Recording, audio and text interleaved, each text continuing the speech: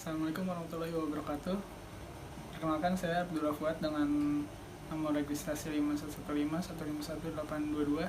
Pada hari ini saya akan mengklarifikasikan terkait sidang skripsi yang sebelumnya telah dilaksanakan pada tanggal 30 Juni 2020. Pada saat itu selaku panitia penguji, yakni ketua pengujinya Bapak Insinyur Dr. Handes Parjiman MT, dan selaku sekretaris Bapak Masus Bekti MT. Kemudian selaku dosen ahli Bapak Dr. Aris Sunawar.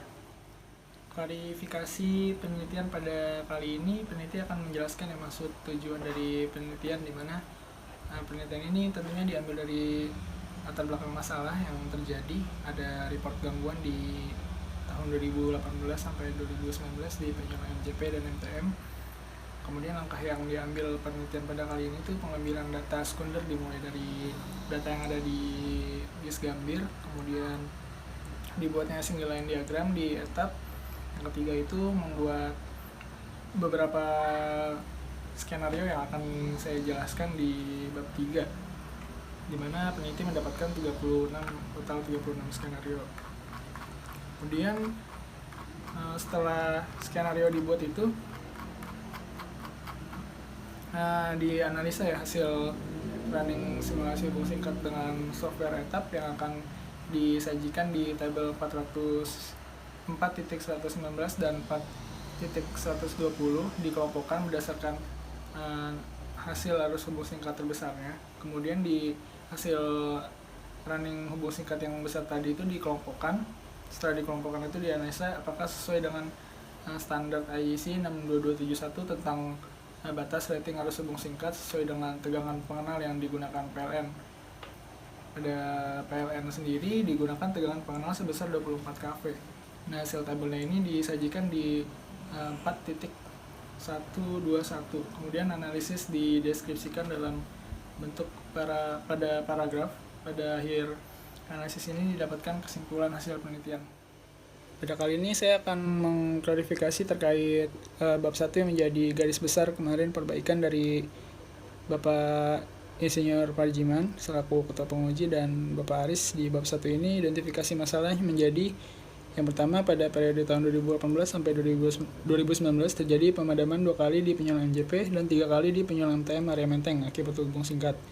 Kemudian yang kedua, ada penyulang MTM mengalami 2 kali pemadaman akibat gangguan hubung singkat pada segmen yang sama pada tahun 2018. Pembatasan masalah kali ini yakni studi kasus dilakukan hanya berfokus pada gardu distribusi di penyulang MJP dan MTM saluran kabel tegangan menengah atau SKTM 20 kV, tidak memperhatikan gardu pelanggan TM tegangan menengah atau khusus, hanya berfokus pada gardu milik aset PT PLN. Kemudian perumusan masalah yang menjadi penelitian kali ini, berapa besar arus hubung singkat yang terjadi di gardu distribusi penyulang MJP dan MTM area Menteng. Kemudian yang ingin saya klarifikasi terkait surat ya, telah melaksanakan penelitian. Pada saat itu saya ada miskom dengan SPV di area Menteng, Gambir, dan ini surat hasil penelitian yang sudah saya urus setelah pelaksanaan sidang skripsi pada tanggal 30 Juni 2020. Ini yang menjadi pertanyaan dari Pak Aris dan Pak Parjiman terkait keabsahan atau verifikasi data.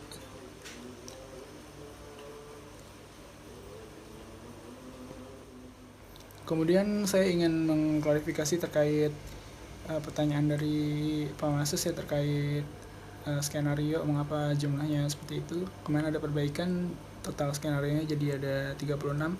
Nah, bagaimana angka 36 itu muncul? Saya melihat dari jumlah banyaknya gardu ya yang ada di masing-masing penyulang. Pada kali ini di penyulang Majapahit ada 1, 2, 3, 4, 5, 6, 7, ada 7 gardu, dan di Mataram ada 1, 2, 3, 4. Nah, dari banyaknya gardu ini dibuat sebuah peluang kombinasi, bagaimana jika terjadi padamnya 1 gardu, kemudian kombinasi 2 gardu, 3 gardu, 4, 5 gardu sampai dengan 6 gardu. Kemudian di Mataram juga seperti itu, bagaimana jika padamnya di 1 gardu, kemudian kombinasi 2 dan 3.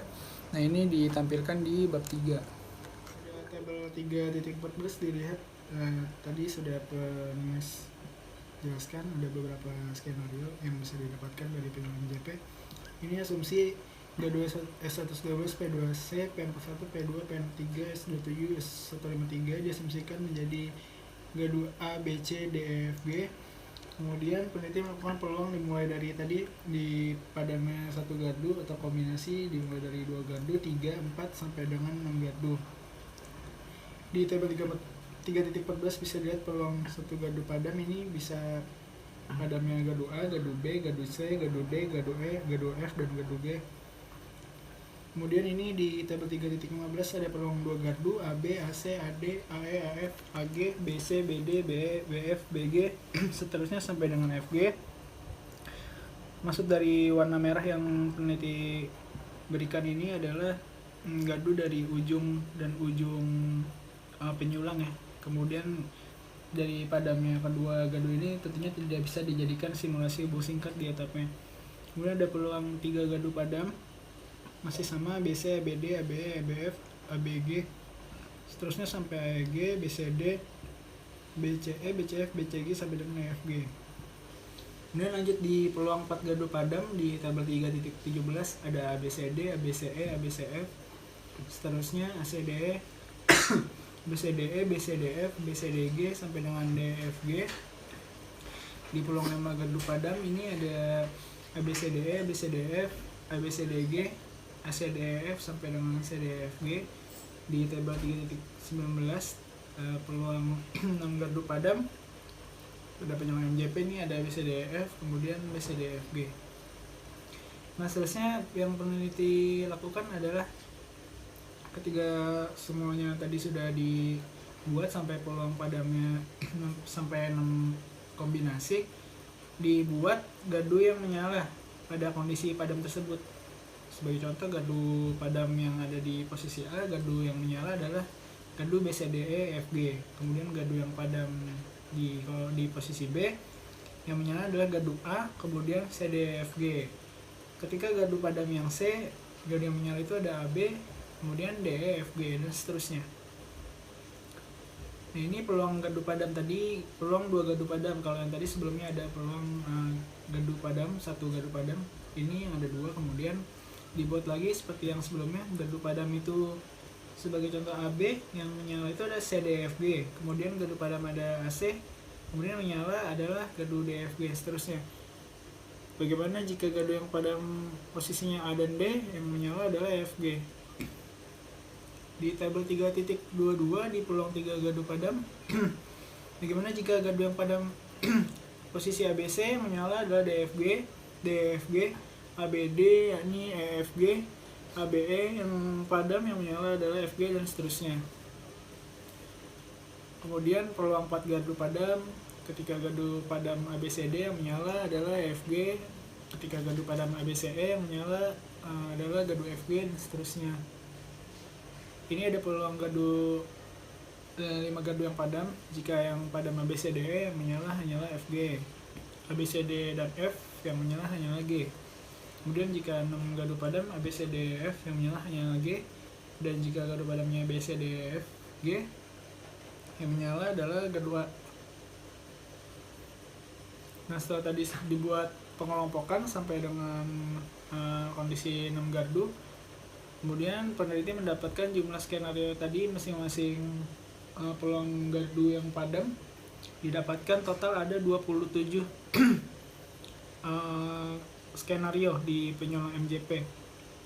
Kemudian peneliti melakukan hal yang sama di penyulang MTM. Karena ada 4 gardu, K143, SM1, K179, dan S4E, ini diasumsikan menjadi huruf ABCD. Dibuat lagi di tabel 3.27 gardu penyulang satu gardu padam di penyulang MTM ini ada gardu A, bisa gardu B, gardu C, dan gardu D. Kemudian peluang 2 gardu yang padam ini bisa AB, AC, AD, BC, dan CD. Peluang 3 gardu yang padam ini ada ABC, ABD, BCD, dan ACD. Kemudian peneliti membuat tabel kembali untuk ketika kondisi gardu yang padam, mana kondisi gardu lain yang menyala yang dapat dilakukan simulasi hubung singkat. Untuk lebih jelas detailnya dapat dilihat di tabel 3.30 sampai 3.32. Lanjut ke peluang satu gardu padam yang tadi sudah jelaskan. Kalau di MTM ada total 3 gardu yang padam kombinasinya. Yang pertama ini jika yang gardu padam A, kondisi yang gardu menyala BCD untuk dilakukan simulasi hubung singkat. Jika gardu yang padam di B, simulasi hubung singkat yang dapat dijalankan ini ada A, C, dan D. Kalau gardu padam C, A, B, dan D. Kalau gardu yang padam D, gardu menyalanya ini ABC. Kemudian menyala 2 gardu padam. Jika gardu yang padam AB, yang menyala adalah CD. Kemudian kalau AC yang padam, D doang menyala. Kemudian gardu padam AD ini kondisi yang tidak bisa dijadikan simulasi ya, karena masing-masing ada di masing-masing ujung gardu ini ada di penyulang. Kemudian 3 gardu, jika ABC yang menyala hanya D, kemudian ABD ini udah pasti padam. Kalau BCD yang diasumsikan padam, yang menyala hanya A untuk dijadikan simulasi hubung singkat.